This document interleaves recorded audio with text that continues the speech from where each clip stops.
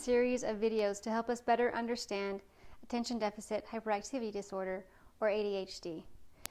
I want to talk today about the 3 things that can cause ADHD because I think it's important for us to understand that it's caused by something. It's not something that the child is trying to do on purpose.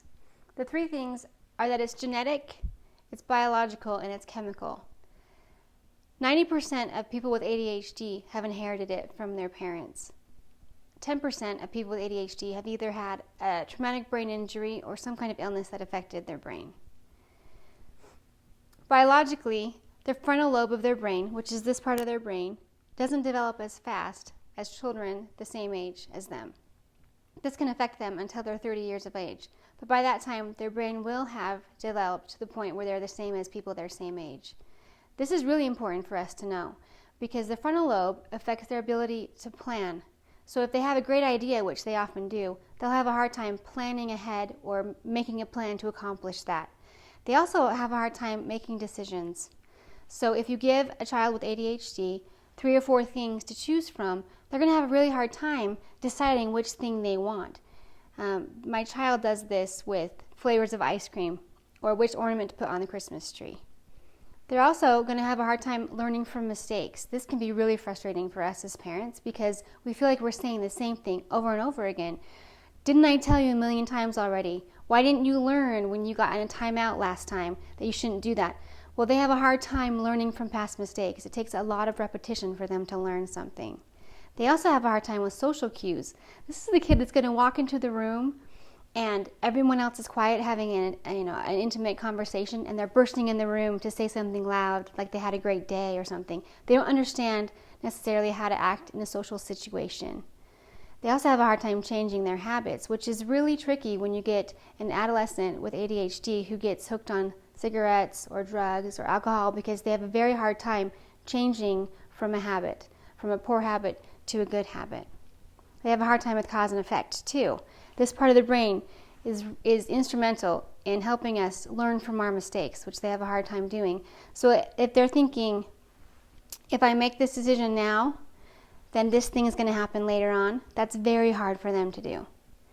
And also, the frontal lobe helps with our long-term memory. Often, kids with ADHD are going to remember better if they're doing something hands-on while they're learning. They'll remember that longer. They're great with short-term. A lot of times these kids can memorize a list of things for you and pass the test the next day, but in 6 months they're not going to remember that list. The third thing is that it's chemical. So again, this is not something that these kids are in charge of. The dopamine in their brain is going to be responsible for a lot of things. So the first thing is cognition. They have a hard time learning new things. That chemical dopamine is in charge of that. Also, their working memory. You can see how the chemical of dopamine is interacting with the deficit from the frontal lobe. They have a hard time learning new things. They have a hard time with coordination. Dopamine is primary in coordination. So you'll see that these kids often run into things when they're not paying attention. They trip, they stumble, they drop things.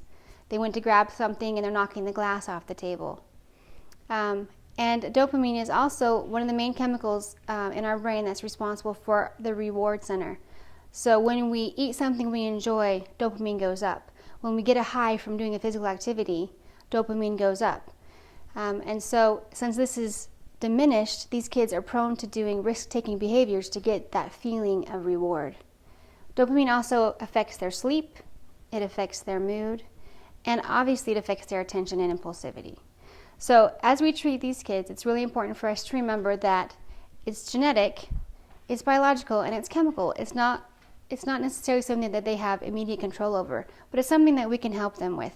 If there's anything that you learn, and if this is the only video you watch in this series, and this is the only thing that you'll learn, it's that they have a slow learning curve. So for example, my son likes to, when he was younger, he liked to go out into the street with a rake and try and stop traffic with a rake. Now, we told him 3 or 4 times not to do this, and he almost got hit by a car a couple of times. You'd think he'd learn the first time not to do it. You'd think he'd learn the first time when he got in trouble not to do it, or the second time when he almost got hit by a car. But the learning curve is slower. They have a hard time learning from their past mistakes.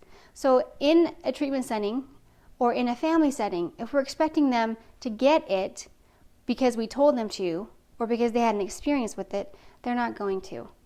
We need to give them time and remember that it's not about getting it, it's about learning it over a period of time.